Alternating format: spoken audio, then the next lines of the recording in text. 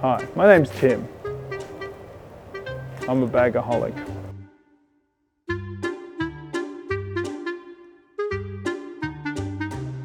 I'm here at Ted's at Pitt Street in Sydney, and we're going to do a big bag breakdown. What you'll find is if you've been doing photography for a while, you'll be collecting many bags. Actually, I have bags within bags. And this is my current setup. I don't usually carry them all at the same time. This is generally how I would travel to do a professional photography gig. So I might have this bag here, and this can also carry my laptop, and it will have 2 waist bags in it. So when I get to the gig, I'll take the waist bags out and I'll wear them and just carry the camera in my hands. This bag is big enough to carry the Holy Trinity, the 15 to 35, the 24 to 70, the 7200, 50 mil, and a flash. Within this bag, I also carry this. So if I'm shooting an event, I can take the flash off and put it in here, so that I'm fully self-contained with all my equipment around me. It's easy to access. Also, if I'm having to do some hybrid shooting, which is shooting video as well, I'll use a pelican case. And the pelican case is great because if you're going down the beach, you don't get sand in your bag. And also if you're traveling on a plane, it can go in the hold and probably survive, more than likely survive. It's good just keeping all the video equipment in the one case.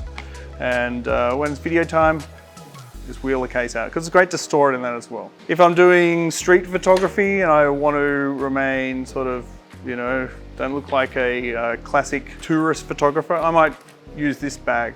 This can fit a Fuji X100F in it, or it can handle just carrying another, say, a 7200mm lens. Or I can even put the whole camera in here, so that if you're in a dodgy neighborhood, you won't get rolled.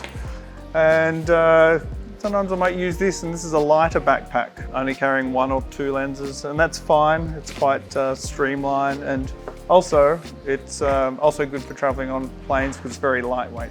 So if you've got a 7 kilo weight restriction when you're getting on a plane, and the bag already weighs 3 kilos by itself, you're getting close to the limit. So that's why you want a smaller bag that weighs 800 grams to 1 kilo, so you can carry more equipment. And the first bag we're going to review is just the basic camera case. So these small bags are great for if you're just storing your camera. Different camera brands, they kind of make the same type of bag. So whether it's Lowepro, Manfrotto, Tenba, Peak Design, they all kind of start creating the same bags. They kind of ape each other. So, you know, it's up to you to go and check which brand you like. But these are good for just containing the camera itself. Things that keep your camera protected and safe. Pretty simple. Okay, now we're getting to the medium-sized backpacks, and there's a few different versions of them. They're not going to carry your spare backup camera and 2 flash guns or anything, but they'll probably get you through a good day. They have different ways of accessing the camera gear. Some of them have a flip top, which is kind of cool because you can go from backpack to the front and shoot from here, and you can probably access other lenses and use this as a bit of like a table. Got other bags that open from the top. You can access like this. Or you also have styles which are more for hiking and stuff like that. You've got a good emphasis on carrying it because these are quite nicely done. Now that is one thing to look at with the medium bags. See how they chafe you. Sometimes the padding is not sufficient, so that if you're hiking for hours, they can chafe, especially if you're jogging. This one has a waist strap, so it fits the body more. This is more of an urban one. It's you've got good access from the top. This Manfrotto one's really super light. You'd be surprised when you pick it up. But this has got enough room for easily a camera body, a couple of lenses, a flash.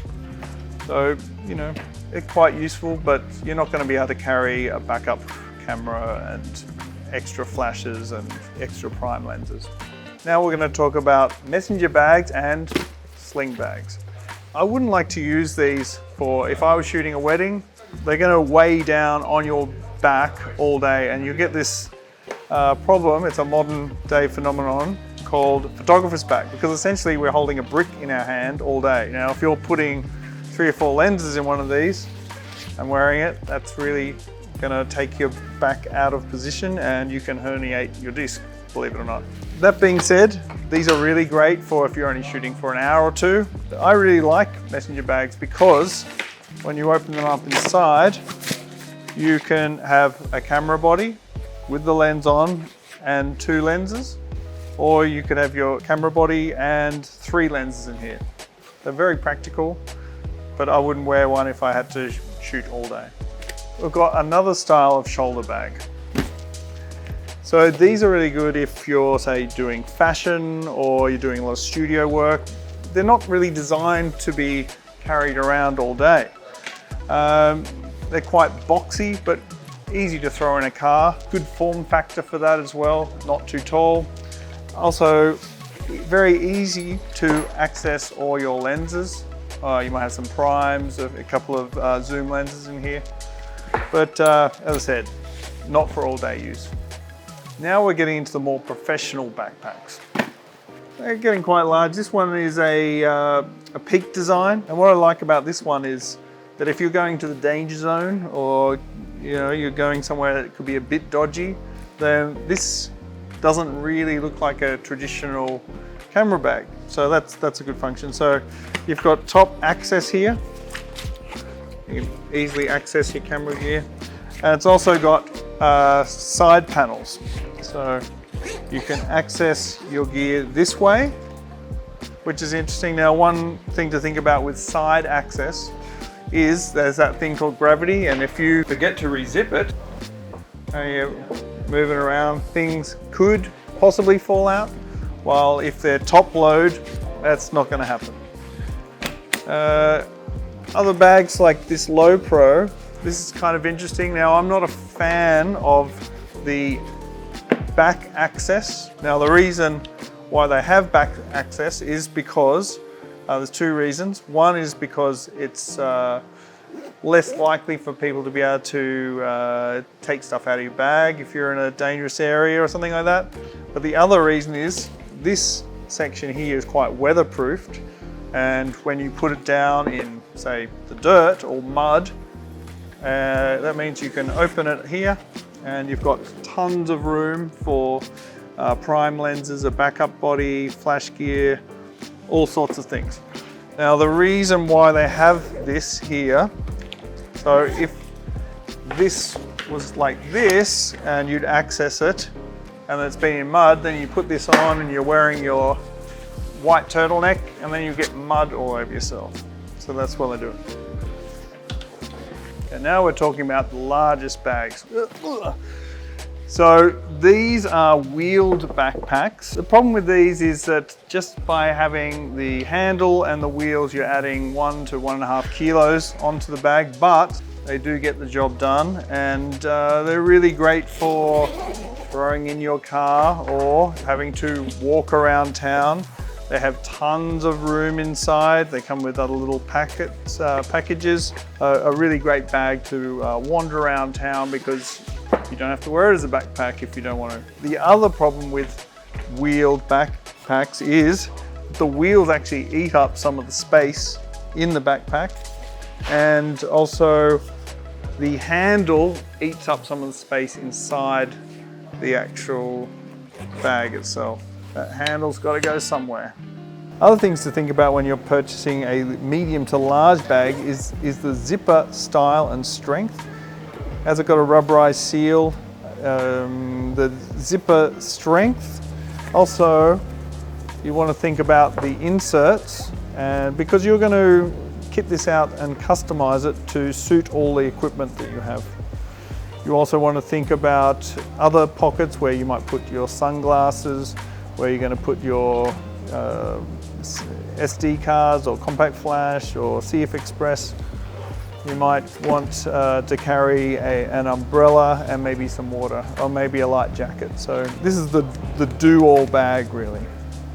Finally, tripod and light stand bags.